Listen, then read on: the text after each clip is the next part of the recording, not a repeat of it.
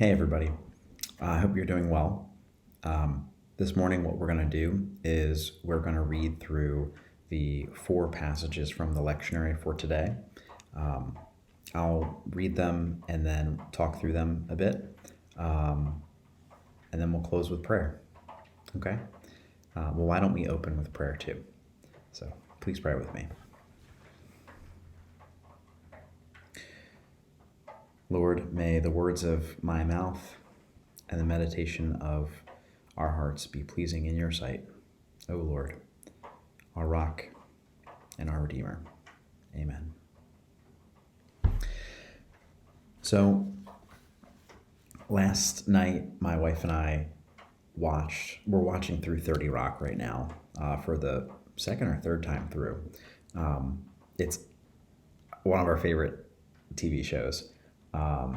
But the show last night, Kenneth Parcell, who's a page with NBC, super optimistic, overly or maybe naively optimistic, ends up saying to Liz Lemon, the main character, "You're such a pessimist. My motto is everything always works out for the best." Everything always works out for the best. And then he turns around and takes his wallet and floors and floors and floors up in 30 Rock. He takes it, just chucks it out the window. And it drops down all the way to the street, and you hear cars crashing. And he's got a big old smile on his face because everything always works out for the best. The way the episode goes is eventually Liz can't find this person that she met at the dentist, but that person finds Kenneth's wallet, and so Kenneth is super happy. Everything works out for the best, even though he's been having a really tough time throughout the episode because he doesn't have his wallet. Downside is that Liz and the guy that they meet, they don't have a great relationship. So there is this idea of, well, just be an optimist. Everything always works out for the best.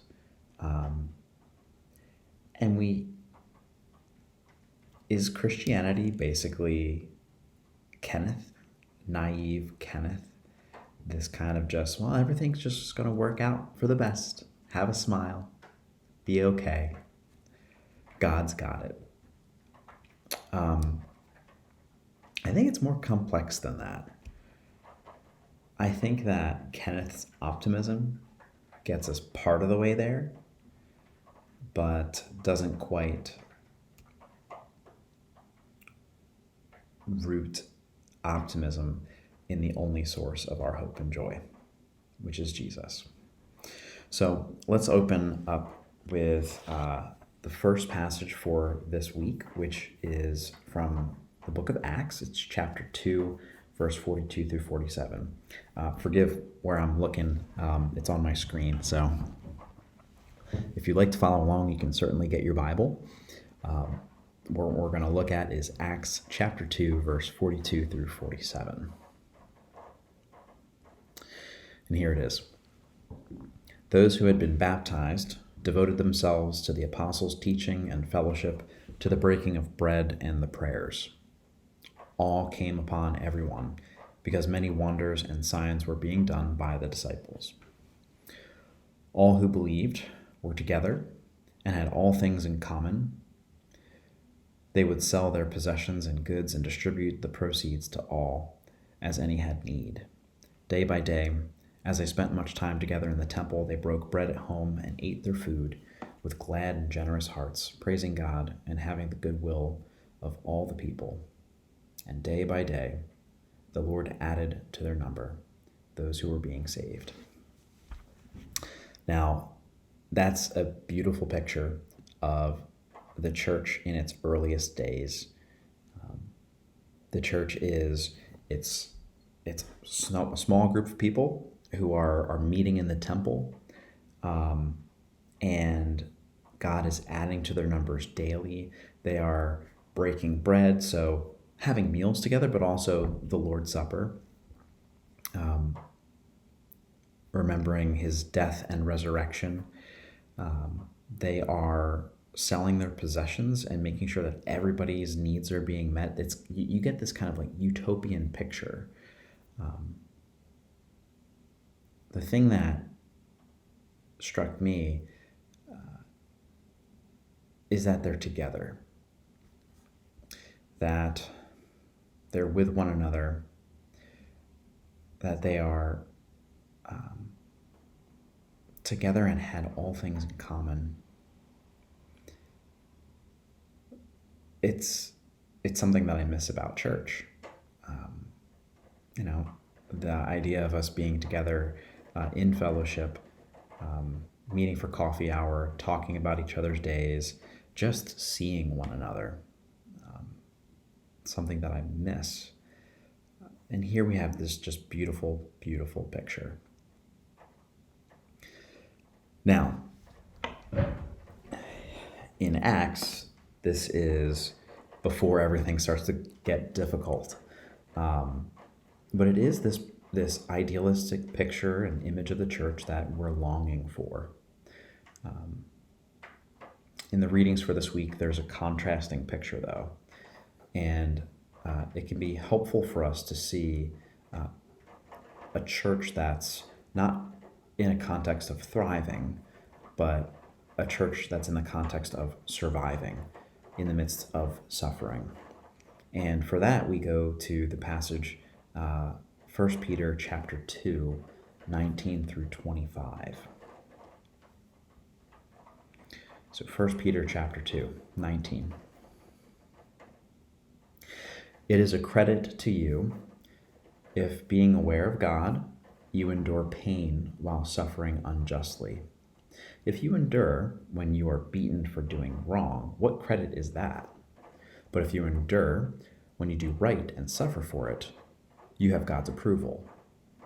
For to this you have been called, because Christ also suffered for you, leaving you an example, so that you should follow in his steps. He committed no sin, and no deceit was found in his mouth. When he was abused, he did not return abuse. When he suffered, he did not threaten, but he entrusted himself to the one who judges justly. He himself bore our sins in his body on the cross, so that, free from sins, we might live for righteousness. By his wounds you have been healed. For you were going astray like sheep, but now you have returned to the shepherd and guardian of your souls. Here we have a letter to a congregation that's in the midst of suffering, likely some type of persecution. And the word of 1 Peter to this congregation is, if you find yourself in the midst of suffering and enduring beatings and pain, and ensure that it is not justly endured, because he says, what credit is it to you if you suffer for doing wrong? The example is Christ, the one who is innocent, the one who is condemned though not guilty. So Jesus is presented to us as this one who suffers. But what's important is that Peter notes that Jesus' suffering is for a purpose. There is an end to Jesus' suffering.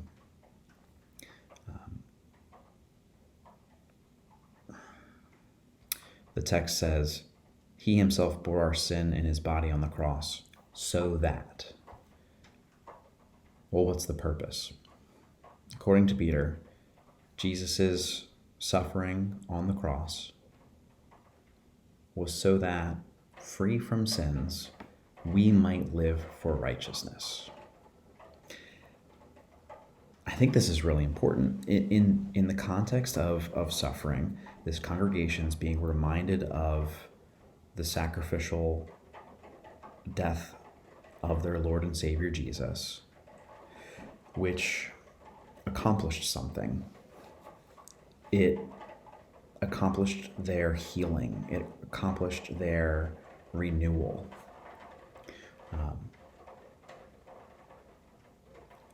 Because Jesus died on the cross, we are freed from sin so that we can live righteously. And what does that look like, to live for righteousness? I think it means the picture that we saw in Acts, the love that congregation had for one another, the breaking of bread, the praying with one another, the continuing in the apostles' teaching. To live for righteousness, I think, is to live in love for one another. And so this brings us to our third passage, which is the gospel lesson. And the important point here is, the important point of connection, is this idea of Jesus being our shepherd. 1 Peter says, "We were going astray like sheep, but now we've returned to the shepherd and guardian of our souls." Jesus will speak of himself in these exact terms in the Gospel of John. And he does this in John chapter 10, verses 1 through 10. So John 10. Jesus said, "Very truly I tell you, anyone who does not enter the sheepfold by the gate, but climbs in by another way, is a thief and a bandit. The one who enters by the gate is the shepherd of the sheep.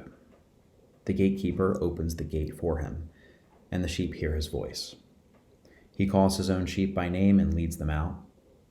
When he has brought out all his own, he goes ahead of them, and the sheep follow him because they know his voice.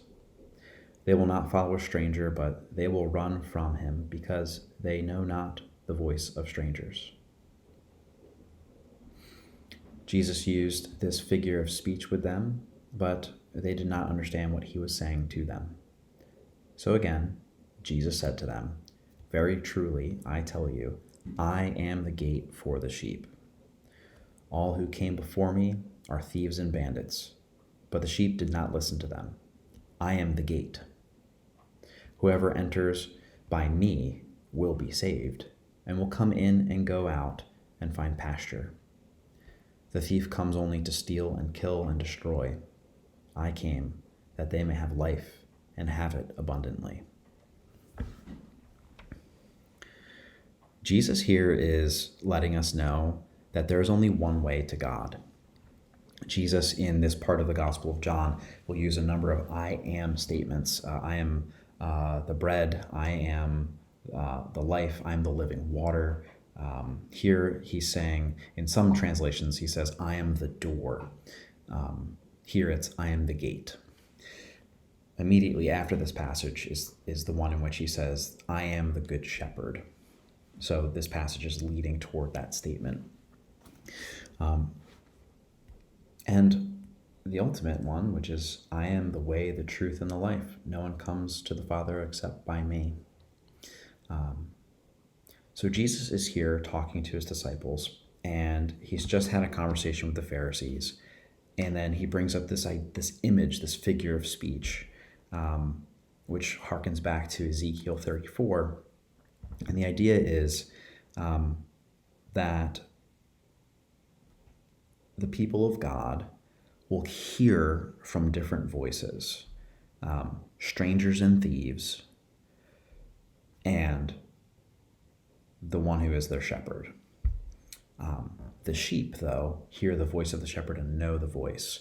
The shepherd is the one who comes to the door. The gatekeeper sees the shepherd and says, "Okay, you can go in." The sheep see this and know that that shepherd is the one to trust. So Jesus uses this image,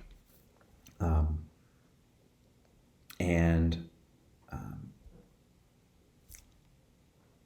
think the key phrase in the passage is, okay, Jesus, you're the way, you're the shepherd, you're the door, you're the bread. What's the point? You're the gate to what? The passage says, in contrast with thieves and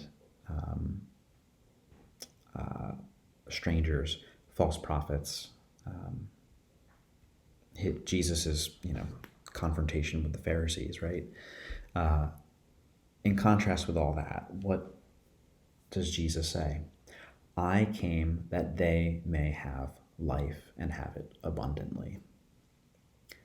Jesus is the way to abundant life. Now, what does that abundant life look like? I think that image from Acts is a pretty clear picture. The fellowship that's present there. But what does that abundant life look like for us now? I mean, we can't fellowship. I mean, we can have Zoom chats, and they're great. I actually heard something the other day that people who do Zoom chats all the time get exhausted by them because you don't have the same kind of social cues for picking up on people's speech. So there's, it's an approximation of fellowship. These types of conversations we're having, we're really missing the fellowship that we see in that passage in Acts. So what does this abundant life look like that Jesus is the only way to for us in this moment? Well, I think it begins with our immediate context. 5 weeks in lockdown, I mean, you can get pretty frustrated, right? How much longer? Some states are opening up now. We'll see what happens with New Jersey. And but in our immediate context, with the people that are in our family, I think it can begin there. That the abundant life begins with that seeking out of fellowship, and as First Peter says, with that free from sin we may live to righteousness. In other words, that we may live with love toward one another. I think what we can do and show that we are the sheep that hear the shepherd's voice is to strive toward loving one another in our most immediate of contexts. Now, that's not always easy. It's just not, especially in our current context. But that's where we can begin. And I think that's what we're called to. Now, the final passage that we have for this morning is Psalm 23. It's the best psalm, right? And the connection here between these passages is this, the community of believers in Acts, which were being shepherded and led by the apostles in the early phases, right? It's this beautiful utopian picture. First Peter calls the congregation that's suffering to their shepherd, the one who is the one who gave himself for them and preserves their souls. And this image of Jesus as the gate for the sheep and ultimately the good shepherd, this all ties in with Psalm 23. The Lord is my shepherd. Now, I grew up, I lived in Florida for a time, and I went to a Christian school where we had to memorize Psalm 23. So in my mind, it's the King James Version. So I'm actually going to read that version for us. Some of you probably could memorize it, not memorize it, but recite it for us. But let's turn to Psalm 23. I don't have it memorized anymore. Here we go. The Lord is my shepherd, I shall not want. He maketh me to lie down in green pastures. He leadeth me beside the still waters. He restoreth my soul. He leadeth me in the paths of righteousness for his name's sake. Yea, though I walk through the valley of the shadow of death, I will fear no evil. For thou art with me. Thy rod and thy staff, they comfort me. Thou preparest a table before me in the presence of mine enemies. Thou anointest my head with oil. My cup runneth over. Surely goodness and mercy shall follow me all the days of my life, and I will dwell in the house of the Lord forever. These are good words for this time. Good words as we find ourselves in the valley of the shadow of death. And this is a passage that it's read at most funerals as a comfort to us. The idea that God is our comfort, that his rod and his staff are our comfort. You get this image of the one who is saying this psalm, the person who prays it. They're like a sheep being guided by their good shepherd, who is the Lord. Now, the contrast in Psalm 23 between one finding themselves in the valley of the shadow of death and the faith expressed by the psalmist is profound. The faith of Psalm 23 is one in which the psalmist expresses trust in God's goodness, even in the face of death.